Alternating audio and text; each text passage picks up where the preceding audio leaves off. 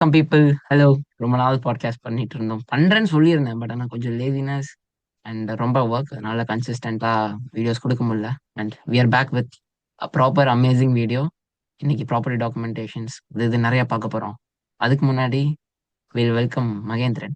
அவரை பத்தி நம்ம இன்ட்ரடியூஸ் பண்றதை விட அவரை பத்தி இன்ட்ரடியூஸ் பண்ணாதான் இன்னும் ஸ்பெஷலா இருக்கும். அண்ட் அதுதான் நம்ம பாலிசி. நம்ம யாரையும் இன்ட்ரடியூஸ் பண்ண மாட்டோம், அவங்களையே தான் அவங்கள இன்ட்ரடியூஸ் பண்ண வைப்போம். மகேந்திரன், ஸ்டார்ட் பண்ணுங்க. நீங்க யாருன்னு சொல்லுங்க உங்க வியூவர்ஸ்க்கு. ம். வணக்கம். என்னுடைய பேர் மகேந்திரகுமார். நான் டாக்குமெண்ட் ரைட்டிங் ஃபீல்டில் லாஸ்ட் 25 இயர்ஸாக இருக்கேன். ஆனமலை, பொள்ளாச்சி, கிணத்துக்கடவு பக்கம் எல்லா ஆஃபீஸ் வந்து லொக்கேட் ஆகிருக்கு. டாக்குமெண்ட் ரெஜிஸ்ட்ரேஷன் சம்மந்தமான எல்லா ஒர்க்கையும் வந்து நான் சிறப்பான முறையில் பண்ணி கொடுத்துட்ருக்கேன். ஸோ உங்களுக்கு எந்த டாக்குமெண்ட் ரிலேட்டட் ரெஜிஸ்ட்ரேஷன் சம்மந்தமாக இருந்தாலும் என்னை வந்து பார்க்கலாம். ஷோர். அவரோட காண்டாக்டை கமெண்ட்ஸ்ல போடுறேன் அண்ட் டிஸ்கிரிப்ஷன்ல ஆட் பண்ணி வைக்கிறேன். அண்ட் அவர் ஒரு document writer, property document writer, legal நிறைய தெரியும் அவருக்கு. 25 இயர்ஸ் எக்ஸ்பீரியன்ஸ் நம்ம கிட்ட இந்த வீடியோவில் இருக்கு. நீங்க தயவு செய்து கேட்டு தெரிஞ்சுக்கோங்க என்ன ப்ராப்பர்ட்டி டாக்குமெண்ட் ரைட்டர்ஸ்னு. அண்ட் அவர் இங்க இருக்கனால அவருக்காக நான் சில கேள்வி வச்சிருக்கேன். மகேந்திரன், என்னோட ஃபர்ஸ்ட் கேள்விக்கு போலாம். என்னோட முதல் கேள்வி, ஒரு சாதாரண மனிதனுக்கு புரியும் வகையில் சொத்து தொடர்பான ஆவண எழுத்தாளர், அதாவது ப்ராப்பர்ட்டி டாக்குமெண்ட் ரைட்டர் என்றால் யார்? அவர்களின் பங்கு ஏன் முக்கியம்? சொல்லுங்க. இப்போ ஒரு சாமானிய மக்கள் வர்றாங்க அப்படின்னா, ஒரு ப்ராப்பர்ட்டி வந்து வாங்குறோம் அப்படின்னாங்கன்னா, ரெஜிஸ்ட்ரேஷன் போய் நேரில் போய் ரெஜிஸ்ட்ரேஷன் பண்ணுறதுக்கு வந்து அவங்களுக்கு கொஞ்சம் டிஃபிகல்ட்டியாக இருக்கும். ஸோ டாக்குமெண்ட் எப்படி ப்ரிப்பேர் பண்ணுறது, அதை எங்கே போய் யார்கிட்ட போய் அணுகணும், ரெஜிஸ்டர் ஆஃபீஸில் யார்கிட்ட அணுகணும் அப்படிங்கிற ஒரு டிஃபிகல்ட்டிஸ், சின்ன சின்ன டிஃபிகல்ட்டிஸ் எல்லாம் இருக்கும். ஸோ அதுக்காக நாங்கள் என்ன பண்ணுறோம்னா, கஸ்டமர் எங்ககிட்ட வர்றாங்க அப்படின்னா டாக்குமெண்ட்டை வந்து ப்ராப்பர்ட்டி லீகல் எல்லாம் பார்த்து ஒரு டிராஃப்டிங் ப்ரிப்பேர் பண்ணி அதுக்குண்டான ஸ்டாம்ப் டியூட்டி ஃபீஸ் எவ்வளோ, அவங்க வாங்குற ப்ராப்பர்ட்டிக்கு வந்து எவ்வளோ ஸ்டாம்ப் டியூட்டி ஃபீஸ் கட்டணும் அப்படிங்கிறத அவங்களுக்கு எக்ஸ்பிளைன் பண்ணி டிராஃப்டிங் எல்லாம் கொடுத்து அந்த டாக்குமெண்ட்டோட ப்ரீவியஸ் எல்லாமே கரெக்ட் பண்ணி பார்த்து கொடுத்துட்டு அவங்களுக்கு டாக்குமெண்ட் கொடுத்து டிராஃப்டிங் கொடுத்து ஓகே பண்ணதுக்கப்புறம் நாங்கள் அதை பிரிண்ட் அவுட் எடுத்து ஸ்டாம்ப் பேப்பரில் பிரிண்ட் அவுட் எடுப்போம். அதுக்கப்புறம் ரெஜிஸ்டர் ஆஃபீஸில் போய் டாக்குமெண்ட்டை வந்து அவங்களுக்கு நல்லபடியாக முடிச்சு எந்த ஒரு சிரமம் இல்லாமல் அவங்களுக்கு முடிச்சு கொடுக்கறது தான் எங்களோட பணி. அவ்வளோதான். அவர் சொல்லிட்டாரு அவர் ஏன் இதை பண்றாரு, அவர் எதுக்காக பண்றாருன்னு. ஆனா மக்களுக்கு தெரியணும்ல, ஏன் அவர்கிட்ட போகணும், என்னென்ன தப்புகள் மக்கள் நேரா இந்த ஹெல்ப் டாக்குமெண்டேட்டர்ஸ் ஹெல்ப் இல்லாம போய் சந்திக்கும் போது, ப்ராப்பர்ட்டிஸ் வாங்கும் போது என்னென்ன ஃபேஸ் பண்றாங்கன்னு. அதை தொடர்ந்து என்னோட ரெண்டாவது கேள்விக்கு போகலாம். பலரும் சொத்து ஆவணங்களை முழுமையாக புரியாமல் கையெழுத்து போடுகிறார்கள். அதனால் ஏற்படும் பெரிய அபாயங்கள் என்ன?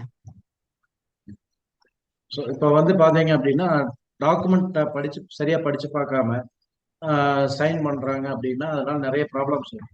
இப்போ அதில் பார்த்தீங்கன்னா ப்ராப்பராக வந்து டாக்குமெண்ட்ல தாய் பத்திரத்தை வந்து பேரண்ட் டாக்குமெண்ட்டை கரெக்டாக சொல்லியிருக்காங்களான்னு பார்க்கணும். அதை படித்து பார்த்தா மட்டும்தான் தெரியும் கரெக்டாக இருக்கான்னு. அதே மாதிரி அந்த வருவாய்த்துறையில் இருக்கிற ரெவென்யூ டிபார்ட்மெண்ட்ல இருக்கிற அந்த பதிவுகள் எல்லாமே இந்த ப்ரீவியஸாக இருக்கிற ஓனர் செல்லரோட பேரில் பட்டா இருக்குதா அப்படிங்கிறத செக் பண்ணணும். ஸோ அதை படித்து பார்த்தா மட்டும்தான் அதை கரெக்டாக பார்க்க முடியும். அதே மாதிரி ப்ராப்பர்ட்டிக்கு வந்து வில்லங்க சர்டிஃபிகேட் மெயினாக எடுக்கணும். வில்லங்க சர்டிஃபிகேட்ல தான் வந்து அந்த சொத்து தொடர்பான என்னென்ன டிரான்சாக்ஷன் நடந்திருக்குது அப்படிங்கிறது தெரியும். ஸோ அதை மெயினாக கட்டாயமாக பார்க்கணும். ஸோ இது எல்லாம் எதுவுமே பார்க்காம நீங்கள் ஒரு இதில் இப்போ டாக்குமெண்ட்ல வந்து ஒரு சைன் பண்ணீங்க அப்படின்னா அது வந்து உங்களுக்கு மேற்கொண்டு நிறைய பிரச்சனைகளை கிரியேட் பண்ணும். அதை சால்வ் பண்ணுறதுக்கு ரொம்ப கஷ்டப்படணும். ஸோ அதனால டாக்குமெண்ட்டை கிளியராக படித்து இந்த நான் சொன்ன எல்லா ரெக்கார்ட்ஸும் கரெக்டாக இருக்கான்னு பார்த்துட்டு நீங்கள் சைன் பண்ணுறது ரொம்ப நல்லது. ரொம்ப நன்றி மகேந்திரன். நம்மளோட அடுத்த கொஸ்டினுக்கு போகலாம். சொத்து வாங்கும் விற்கும் நேரங்களில் அதிகம் தவறாக புரிந்து கொள்ளப்படும் ஆவணங்கள் எவை? இப்போ அதுல பாத்தீங்க அப்படின்னா சேல் டீட் அண்ட் சேல் அக்ரிமெண்ட்னு இருக்கு. அதுல பாத்தீங்கன்னா சேல் அக்ரிமெண்ட் அப்படின்னா அது வந்து கிரைய ஒப்பந்தம். அது பாத்தீங்கன்னா கிரை நாட், அது வந்து ஒரு சேல் டீட் கிடையாது. நிறைய பேர் என்னன்னா சேல் அக்ரிமெண்ட்டும் சேல் டீடு அப்படிங்கிறது எல்லாம் ஒண்ணு அப்படிங்கிற மாதிரி நினைச்சுக்கிறாங்க. ஸோ சேல் அக்ரிமெண்ட் அப்படின்னா கிரயம் பண்றதுக்கு முன்னாடி பையர் அண்ட் செல்லர் பாத்தீங்க அப்படின்னா ஒரு ஒரு பாண்ட் ஒன்று கிரியேட் பண்ணிக்குவாங்க. என்ன அப்படின்னா இந்த சொத்தை வந்து நான் உங்ககிட்ட இருந்து வாங்கிக்கிறேன், அதுக்கு ஒரு அட்வான்ஸ் கொடுக்குறேன், 3 மாசம் டைம் வேணும், இல்லை 6 மாசம் டைம் வேணும். அது பேலன்ஸ் அமௌண்ட்டை வந்து கொடுத்துட்டு இந்த டயத்துக்குள்ள நாங்கள் அமௌண்ட்டை கொடுத்து நாங்கள் ரெஜிஸ்டர் பண்ணிக்கிறோம் அப்படிங்கிறது தான் அதை வந்து ஒரு எக்ரிமெண்ட். இந்த எக்ரிமெண்ட் சேல் எக்ரிமெண்ட் முடிஞ்ச பின்னாடி பார்த்தீங்க அப்படின்னா அந்த டயத்துக்குள்ள இவங்க என்ன பண்ணுவாங்க, பேலன்ஸ் அமௌண்ட்டை வந்து கஸ்டமர் செல்லர்கிட்ட வந்து பேலன்ஸ் அமௌண்ட் கொடுத்துட்டோம் அப்படின்னா அவங்க வந்து ரெஜிஸ்ட்ரேஷன் வந்து ஆஃபீஸ்க்கு வந்து ப்ராப்பராக வந்து சேல் டீடை பண்ணி கொடுத்துருவாங்க. ஸோ சேல் எக்ரிமெண்ட்டுக்கும் சேல் டீடுக்கும் இந்த மாதிரி இதுதான் வித்தியாசம். அதே மாதிரி பார்த்தீங்க அப்படின்னா நிறைய பேர் என்ன பண்ணுவாங்கன்னா பத்திரம் தான் இருந்தால் போதும், பட்டா வேண்டியதில்லை அப்படின்னு நினைப்பாங்க. ஸோ அப்படி கிடையாது. பத்திரம் அப்படிங்கிறது வேற, பட்டாங்கிறது வேற. நிறைய பேர் என்னன்னா பத்திரம் மட்டும் இருந்தா ஓகே அப்படின்னு நினைச்சுக்கிறாங்க. ஸோ அது கிடையாது. ரெவென்யூ ரெக்கார்டும் கரெக்டா இருக்கும். ஒரு டாக்குமெண்ட்டுக்கு என்ன ரெக்கார்ட்ஸ் என்னென்ன முக்கிய ஒரு டாக்குமெண்ட் முக்கியமோ, ஸோ பட்டாவும் வந்து ரொம்ப முக்கியம். ஸோ ரெண்டுமே வேற வேற, ரெண்டும் ஒண்ணுன்னு நினைச்சுக்க வேண்டாம். ஸோ ரெண்டும் முக்கியம். ரொம்ப நன்றி மகேந்திரன். நம்மளோட 3வது கொஸ்டினுக்கு போலாம். ஒரு சொத்தை வாங்குவதற்கு முன் வாங்குபவர் கட்டாயம் சரிபார்க்க வேண்டிய முதல் 3 ஆவணங்கள் எவை? இப்போ ஒரு ப்ராப்பர்ட்டி வந்து ரெஜிஸ்ட்ரேஷனுக்கு போகுது அப்படின்னா, வாங்குறாங்க அப்படின்னா முதல்ல என்ன பார்க்கணும்னா தாய் பத்திரம் கரெக்டா இருக்கான்னு பார்க்கணும். இந்த சொத்துக்கு ஓனருடைய தாய் பத்திரம் கரெக்டா இருக்காங்கிறது மெயினா பார்க்கணும். அப்புறம் பாத்தீங்கன்னா வில்லங் சர்டிபிகேட் மெயினா பார்க்கணும். வில்லங் சர்டிபிகேட் பாத்தீங்கன்னா ஒரு 87ல இருந்து டில் டேட் வரைக்கும் எடுத்து அந்த சொத்துல ஏதாவது வில்லங்கம் இருக்குதா என்னங்கிறது பார்க்கணும். அதுக்கப்புறம் பாத்தீங்கன்னா ரெவென்யூ ரெக்கார்டு, கவர்மெண்ட் கொடுத்த ரெக்கார்டு, அந்த சொத்துக்கு உண்டான ரெக்கார்டு, இவர் தான் ஓனர், இந்த ப்ராப்பர்ட்டி ஓனர் வந்து கரெக்டா இருக்கான்னு அவர் பேர் மென்ஷன் ஆயிருக்கணும். அதே மாதிரி பாத்தீங்கன்னா அந்த ப்ராப்பர்ட்டியோட எக்ஸ்டென்ட் அளவுகள் வந்து கரெக்டா அந்த பட்டால மென்ஷன் ஆயிருக்காங்கிறத நீங்க கரெக்டா, இந்த 3 வந்து ரொம்ப முக்கியம். ஒரு டாக்குமெண்ட் ரெஜிஸ்ட்ரேஷனுக்கு இந்த 3மே ரொம்ப முக்கியம். அதை கரெக்டா பாத்துக்கங்க. ரொம்ப நன்றி மகேந்திரன். நம்ம சேல்ஸ் டேட் பத்தி பேசணும். ஆனா சேல்ஸ் டேட்னா என்ன? ஆஹ் அதை வந்து மக்கள் வந்து ரொம்ப தப்பா புரிஞ்சுக்கிறாங்க, அதுக்கு பயப்படுறாங்க. அது சட்டப்படி சரிதான், சேல்ஸ் டீட் வச்சுக்கிறது ரொம்ப நல்லது. ஆனா அது ஏன் மக்கள் பயப்படுறாங்க, அதை ஏன் நம்பணும் சேல்ஸ் டீட? ஓகே. இப்போ சேல் டீடு அப்படிங்கறத ஒரு அந்த நான் சொன்னேன் இல்லையா, சேல் எக்ரிமெண்ட், அது முடிஞ்சது சேல் டீட் அப்படிங்கிற இது வந்து ஒரு கிரைய பத்திரம் சொல்லணும். ஒரு சொத்தை வந்து ஒருத்தர் விலை கொடுத்து வாங்குறாரு அப்படிங்கிறத, அதுதான் சேல் டீட் அப்படிங்க. இதுல ஒன்றும் பயப்படுறதுக்கு எந்த ஒரு அவசியம் தேவையில்லை. பட் என்னன்னா இப்போ ப்ராப்பரா வந்து ஒரு அந்த சேல் டீட் டாக்குமெண்ட்ல பாத்தீங்க அப்படின்னா survey number, village name, extent, அதோட மெஷர்மெண்ட்ஸ் இதெல்லாமே கரெக்டா இருந்து நீங்க பார்த்துட்டீங்க அப்படின்னா எந்த இதுவுமே பயப்பட வேண்டிய அவசியமே கிடையாது. அதே மாதிரி அந்த ப்ராப்பர்ட்டி ஓனருடைய சொன்ன மாதிரி தான் தாய் பத்திரம் எல்லாம் கரெக்ட் பண்ணி நீங்க எல்லாமே கரெக்டா பார்த்துக்கிட்டீங்க அப்படின்னா எந்த ஒரு நீங்க பயப்பட வேண்டிய அவசியம் கிடையாது. ஏன்னா ப்ராப்பரா ரெஜிஸ்டர் ஆஃபீஸ்ல போய் செக் பண்ணி எல்லாம் பார்த்துட்டு ரெஜிஸ்ட்ரேஷன் பண்ணிட்டீங்கன்னா நாளைக்கு உங்களுக்கு எந்த பிரச்சனையும் வராது. இதை பத்தி நீங்க பயப்பட வேண்டிய அவசியம் கிடையாது. நான் சொன்ன 3 ரெக்கார்ட்ஸையும் கரெக்டா பார்த்துக்கிட்டீங்கனாலே போதும். அவ்வளோ. மெயினா அந்த ரொ- survey number, village name and extent இதெல்லாம் கரெக்டா இருந்ததுனாலே போதும். ரொம்ப நன்றி மகேந்திரன். அதாவது ரெஜிஸ்ட்ரேஷன் எல்லாத்துக்கும் முன்னாடி சொத்து பதிவு, அது செய்யும் போது மக்கள் பொதுவாக செய்யும் தவறுகள் என்ன? ம். இப்ப பாத்தீங்க அப்படின்னா சொத்துல பாத்தீங்கன்னா அவங்க சரியா நிறைய பேர் பண்ணவொன்னு சரியா படிச்சு பார்க்காம ஒரு அவசரத்துல கையெழுத்து போடுறவங்க இருக்காங்க நிறைய பேர். இல்ல படிச்சு பார்க்காம ஒரு நம்பிக்கையின் பேர்லயும் போடுறாங்க. பட் அதுல பாத்தீங்க அப்படின்னா சர்வே நம்பர் கரெக்டா மென்ஷன் பண்ணிருக்க மாட்டாங்க, ஒரு டைப்பிங் மிஸ்டேக் ஆயிருக்கலாம். அதே மாதிரி எக்ஸ்டென்ட் பாத்தீங்கன்னா ஒரு கரெக்டா இருந்திருக்காது. அப்புறம் நிறைய பேர் இன்னும் மிஸ்டேக் என்ன பண்றாங்கன்னா அவங்க அந்த ஸ்டாம்ப் டியூட்டி ஃபீஸையும் இது பண்றதுக்காக ஆம், ஒரு கவர்மெண்ட் ஃபிக்ஸ் பண்ண ரேட்டை விட கம்மியா போட்டு பண்ணிடுறாங்க. பட் அது என்னன்னா 47A சொல்லி ஒரு இதுக்கு ஒரு ரெஜிஸ்ட்ரேஷன்ல ஒரு இது இருக்கு, அந்த இதுக்கு போயிடும். ஸோ அதை வந்து இப்போ மேக்சிமம் அது போகாம பார்த்துக்கணும் நம்ம. ஏன்னா கவர்மெண்ட் ஃபிக்ஸ் பண்ண ரேட்டை நீங்க கரெக்டா பார்த்து அதை பண்ணிக்கணும். நிறைய பேர் அந்த இது பண்றாங்க, தப்பு பண்ணிக்கிறாங்க. அதே மாதிரி சர்வே நம்பரை வந்து கரெக்டா பாத்துக்கிறது இல்ல, கரெக்டா இருக்கான்னு செக் பண்ணிக்கணும். அதுல ஒரு சின்ன மிஸ்டேக் ஆச்சு அப்படின்னாலும் நாளைக்கு உங்களுக்கு பட்டா மாறுறதுல வந்து ரொம்ப சிரமமா இருக்கும். அதே மாதிரி மெஷர்மெண்ட் எல்லாமே வந்து கரெக்டா இருக்கான்னு பார்த்துட்டு நீங்க அதை அப்ரூவ் பண்றது ரொம்ப கரெக்டா இருக்கும். தாய் பத்திரமா இருக்கும், எல்லாமே நீங்க கரெக்டா பண்ணி. ரொம்ப நன்றி மகேந்திரன். அதாவது அடுத்த கேள்வி ஒரு முக்கியமான கேள்வி. Power of attorney. Power of attorney எப்போது பாதுகாப்பானது அண்ட் எப்போது ஆபத்தானதாக மாறும்?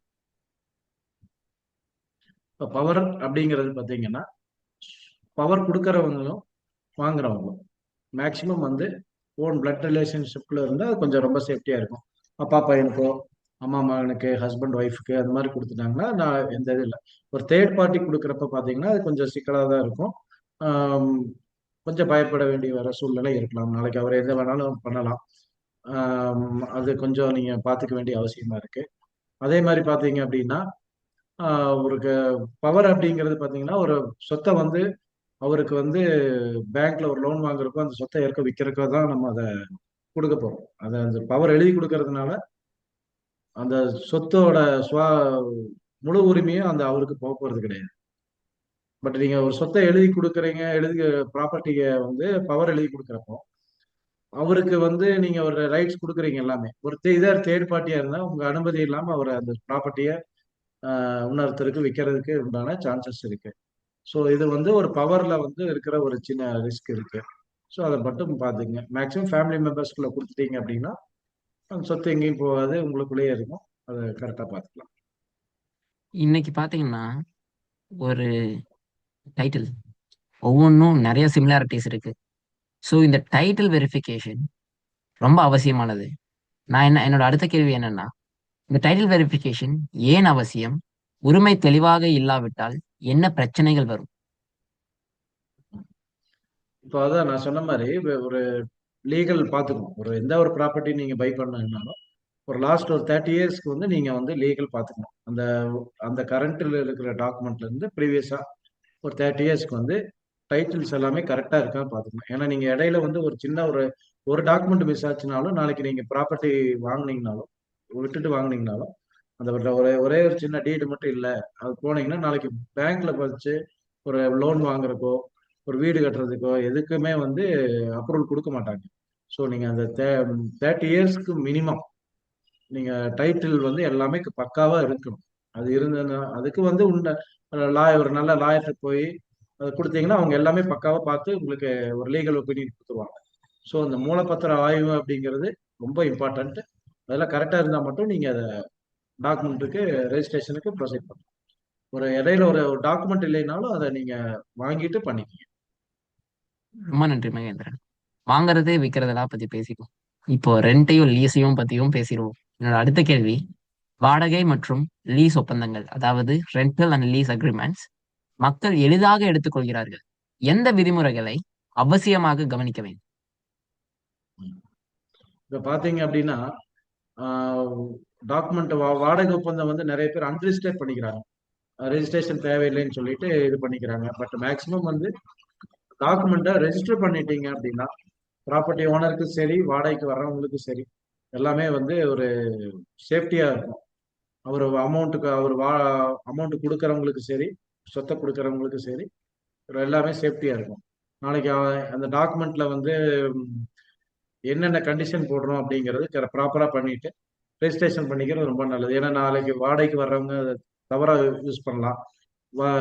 வந்துட்டு வந்து வீட்டை காலி பண்ணாம அந்த மாதிரி நிறைய நடந்திருக்கு. ஸோ ப்ராப்பரா நீங்க ரெஜிஸ்ட்ரேஷன் பண்ணிட்டீங்க அப்படின்னா அந்த வாடகை ஒப்பந்தம் ஆகட்டும் லீஸ் ஆகட்டும் எதுவே வந்து ஒரு ப்ராப்பரா ரெஜிஸ்ட்ரேஷன் பண்ணிட்டீங்க அப்படின்னா சொத்தோட உரிமையாளருக்கு சரி பணம் கொடுத்தவங்களுக்கு சரி ரெண்டு பக்கமும் சேஃபா இருக்கும்.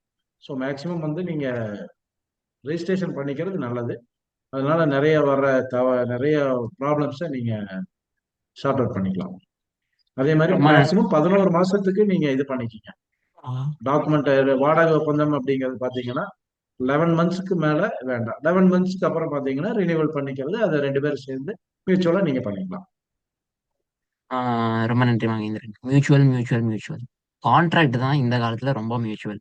இந்த வேர்பல் அக்ரிமெண்ட்ஸ், வாய்ப்பேச்சு நிறைய தகராறு. என்னோட அடுத்த கேள்வி என்னன்னா, இன்றைய காலத்தில் வாய்மொழி ஒப்பந்தங்கள், அதாவது வேர்பல் அக்ரிமெண்ட்ஸ் சொத்து விஷயங்களில் எவ்வளவு அபாயகரமானது? இப்ப சொத்துல பொறுத்த அப்படின்னா நீங்க வாய்மொழியா வந்து நீங்க பேசி பண்ணிக்கிறதுங்கிறது ரொம்ப ரொம்ப ஆபத்தானது. எதுவா இருந்தாலும் ரெக்கார்டிக்கலா நீங்க பண்ணிக்கிறது ரொம்ப நல்லது. ஏன்னா இன்னைக்கு ஒரு அமௌண்ட் கொடுத்துட்டு நான் வாங்கலைன்னு சொல்றதுக்கு வாய்ப்பு இருக்கு. அதே மாதிரி பார்த்துட்டீங்க அப்படின்னா நிறைய ப்ராப்ளம்ஸ் வரும். ஸோ நீங்க டாக்குமெண்ட் ப்ராப்பரா ஒரு கிரியேட் பண்ணி அதை ப்ராப்பரா ரெஜிஸ்ட்ரேஷன் பண்ணி பண்ணிக்கணும். ஏன்னா நாளைக்கு பார்த்தீங்க அப்படின்னா வீட்டை காலி ஃபார் எக்ஸாம்பிள் வரல ஒரு வாடகை ஒப்பந்தமே ரெஜிஸ்டர் பண்ணாம பண்ணிடுறீங்க. வாடகை காலி செய்யறதுக்கு வேண்டாம் நான் என்னால முடியாது அப்படின்னு சொல்லுவாங்க. அதே மாதிரி ஒரு பார்ட்டிஷன் பண்ணிக்கிறாங்க, வாய்மொழியை பண்ணிக்கிறாங்க. அது பார்த்தீங்கன்னா பின்னால வந்து இந்த மாதிரி வாய்மொழியை பண்ணிட்டீங்க ரெக்கார்டிக்கலா ரெஜிஸ்ட்ரேஷன் பண்ணாம பண்றீங்கன்னா அண்ணன் தம்பிகளுக்குள்ள அந்த நிறைய ப்ராப்ளம்ஸ் அதனால கிரியேட் ஆகும். அதே மாதிரி லீஸ்ல பாத்தீங்க அப்படின்னா அந்த டைம் முடிக்கிறதுக்குள்ள வந்து இவங்க பணம் இவங்க ப்ராப்பர்ட்டி ஓனர் வந்து அவங்களுக்கு பணம் கொடுக்காம இருக்கலாம். அதே மாதிரி இவங்களுக்கு காலி செய்ய மாட்டேன் அப்படின்னு சொல்லி நிறைய ப்ராப்ளம்ஸ் கிரியேட் ஆகும். ஸோ இந்த வாய்மொழி ஒப்பந்தங்கிறது மேக்ஸிமம் அவாய்ட் பண்ணிடுங்க. எதுவாக இருந்தாலும் ப்ராப்பரா ரெஜிஸ்டர் ஆஃபீஸில் போய் ரெஜிஸ்டர் பண்ணிடுங்க. ரொம்ப நன்றி மகேந்திரன். என் மக்களுக்காக நிறைய சொல்லிட்டீங்க. உங்களுக்கான கேள்வி. ஒரு சொத்து ஆவண எழுத்தாளர் வழக்கறிஞர்கள் மற்றும் பதிவு அலுவலகத்துடன் இணைந்து செய்யும் பங்கு என்ன? இப்போ இது பார்த்தீங்கன்னா உரிமை ப்ராப்பர்ட்டியோட அந்த சொத்தோட உரிமையை வந்து டைட்டில் டீடை வந்து எல்லாம் செக் பண்ணிக்கிறோம். அப்புறம் பார்த்தீங்கன்னா டிராஃப்டிங் பத்திரத்தை வந்து கரெக்டாக டிராஃப்டிங் பண்ணுவோம். அதுக்கப்புறம் பார்த்தீங்கன்னா சட்டப்பூர்வமாக ரெஜிஸ்ட்ரேஷன் பண்ணி கொடுவோம். அதே மாதிரி சட்ட சிக்கல்கள் வந்து முன்னாடியே ஏதாவது இருந்ததுனால கஸ்டமருக்கு நாங்கள் இந்த மாதிரி இருக்கு ப்ராப்ளம்ஸ் இருக்கு, அதை கரெக்ட் பண்ணிக்கிங்க அப்படின்னு சொல்லி அட்வைஸ் பண்ணுவோம். அதே மாதிரி பார்த்தீங்க அப்படின்னா டாக்குமெண்ட்டை வந்து எந்த ஒரு மிஸ்டேக் இல்லாமல் ப்ராப்பராக வந்து அந்த ஸ்டாம்ப் டியூட்டி ஃபீஸ் எல்லாம் கலெக்ட் பண்ணி கரெக்டாக பண்ணி கொடுத்துருவோம். அப்புறம் வந்து அந்த டாக்குமெண்ட்டை வந்து ப்ராப்பராக ரெஜிஸ்ட்ரேஷன் பண்ணி அதை கஸ்டமர்களுக்கு வந்து எந்த ஒரு பிரச்சனையும் இல்லாமல் நாளைக்கு எந்த ஒரு ப்ராப்ளம் இல்லாமல் இருக்கிற மாதிரி பண்ணி கொடுத்துருவோம். ரொம்ப நன்றி மகேந்திரன். என்னோட கேள்விகளுக்கு நிறையான பதில் சொல்லிட்டீங்க. ஆனா என்னோட கடைசி கேள்வி ரொம்ப ஸ்பெஷலான கேள்வி. முதல் முறையாக சொத்து வாங்கும் ஒருவருக்கு நீங்கள் தர விரும்பும் மிக முக்கியமான ஒரு ஆலோசனை என்ன? ஓகே, முக்கியமான ஆலோசனை என்ன அப்படின்னா, நீங்க ஒரு சொத்து வாங்குறீங்கன்னா அதோட அசல் தாய் பத்திரம் கட்டாயமா வேணும். மெயினா எந்த இதுவா இருந்தாலும் தாய் பத்திரங்கிறது ரொம்ப முக்கியம். அது மெயினா வந்து ஜெராக்ஸ் அப்படி இருக்குது அப்படிம்பாங்க, அதெல்லாம் வேண்டாம். மெயினா வந்து அதோட தாய் பத்திரத்தோட அசலை வாங்குறதுக்கு மேக்சிமம் முயற்சி பண்ணுங்க. அது மஸ்ட். அடுத்தது பாத்தீங்கன்னா சொத்து வாங்குறதுக்கு முக்கியமா லீகல் ஒப்பீனியன் வேணும். லீகல் ஒப்பீனியன்ங்கிறது வக்கீல்கிட்ட கொடுத்து அதை ப்ராப்பரா வாங்கிருங்க. ஒரு சொத்து வாங்குறீங்க, எவ்வளவோ செலவு பண்ணி வாங்குறீங்க, ப்ராப்பரா அதுக்கு ஒரு சின்ன செலவு தான் ஆக போகுது லீகல் ஒப்பீனியனுக்கு. மஸ்ட் அது எனி ப்ராப்பர்ட்டி வாங்குறீங்கனாலும் லீகல் ஒப்பீனியன் வாங்குறீங்க. அதே மாதிரி பாத்தீங்கன்னா வில்லங்க சர்டிபிகேட் அண்ட் பட்டா எல்லாமே ரெக்கார்டுகள் கரெக்டா இருக்கா அப்படிங்கிறத பாத்துருங்க. இந்த மூணு ரொம்ப முக்கியம். அவ்வளவுதான். ரொம்ப நன்றி மகேந்திரன். எல்லாமே முடிக்கிறதுக்கு முன்னாடி நான் ஒண்ணு என் மக்கள்கிட்ட நான் பேசலான் இருக்கேன். எவ்வளவோ கத்துருக்கோம். இந்த டாக்குமெண்ட்ஸ், லீகல் அக்ரிமெண்ட்ஸ் எவ்வளவோ மகேந்திரன் நம்மகிட்ட இப்போ ஷேர் பண்ணிட்டாரு. இது ரொம்ப நிறைய பேருக்கு ஹெல்ப்ஃபுல்லா இருக்கும். பட் ஆனாலும் நம்மளோட ஒர்க் லைஃப்னால நம்ம ரொம்ப ப்ரெஷர்னால நம்மளால எல்லாத்தையும் கரெக்டா ஃபோக்கஸ் பண்ணி ஒரு விஷயத்த பண்ண முடியாது. ஒரு ப்ராப்பர்ட்டி மேனேஜ்மெண்ட்டுங்கிறது ஒரு இன்வெஸ்ட்மெண்ட் மாதிரி நமக்கு. ப்ராப்பர்ட்டி ஏன் வாங்குறோம்? இன்வெஸ்ட்மெண்ட் பண்றதுக்காக தான் வாங்குறோம். நம்மளோட சேவிங்ஸை போடுறோம். சேவிங்ஸ் போடும்போது நமக்கு அவ்வளோ ஃபோக்கஸ்டா பண்ண முடியாது. பிகாஸ் நம்மளுக்கு அடுத்த வேலையெல்லாம் இருக்கும். அதுக்காக தான் மகேந்திரன் மாதிரி நிறைய property document writers, legal agreement, legal advisers எல்லாம் இங்க இருக்கிறாங்க. அவங்கள நீங்க எடுத்துக்கிட்டீங்கன்னா இன்னும் ஹெல்ப்ஃபுல்லா இருக்கும். என்ன கேட்டா ப்ரெஷரான இன்வெஸ்ட் பண்ணணும்னு ஆசைப்படுறவங்களுக்கு. அண்ட் அவங்க உங்களை கரெக்டான மெத்தட்ல போக வைப்பாங்க. அண்ட் மகேந்திரன் அவரோட 25 இயர்ஸ் ஆஃப் எக்ஸ்பீரியன்ஸ்ல அதை தான் அவர் பண்ணிட்டு இருக்காரு. அதை தான் செஞ்சுட்டு இருக்காரு. பின்னாடி இருக்கிற அவார்ட்ஸ் எல்லாம் வந்து அது அவருக்காக வாங்கினது இல்லை. அவங்களோட கஸ்டமர்ஸ் அவருக்காக கொடுத்தது. அவர் கஸ்டமர்ஸ் அவருக்காக இவரை நம்பி இன்வெஸ்ட் பண்ணனாலதான் அவருக்கு அவ்வளோ இருக்கு. So, உங்களுக்கு ஏதாவது வேணும்னா மகேந்திரனை காண்டாக்ட் பண்ணுங்க. அவரோட காண்டாக்ட் டீடைல்ஸ் நான் உங்களுக்கு கொடுக்குறேன். ஒரு பொள்ளாச்சி அது இதுன்னு மட்டும் இல்ல, அவருக்கு கஸ்டமர் சாட்டிஸ்ஃபேக்ஷன் தான் ரொம்ப முக்கியம். உங்களுக்கு உங்களுக்கு எங்க வேணாலும் எங்க இருந்தாலும் உங்களுக்கு ஹெல்ப் பண்ணுவாரு. அவரோட எக்ஸ்பீரியன்ஸை நீங்க இந்த இந்த சேனல்ல உங்களோட எக்ஸ்பீரியன்ஸை ஷேர் பண்ணதுக்கு ரொம்ப நன்றி. அண்ட் இன்னொரு காணொலியில கண்டிப்பா சந்திக்கலாம். நன்றி மகேந்திரன். நன்றி. தேங்க்யூ.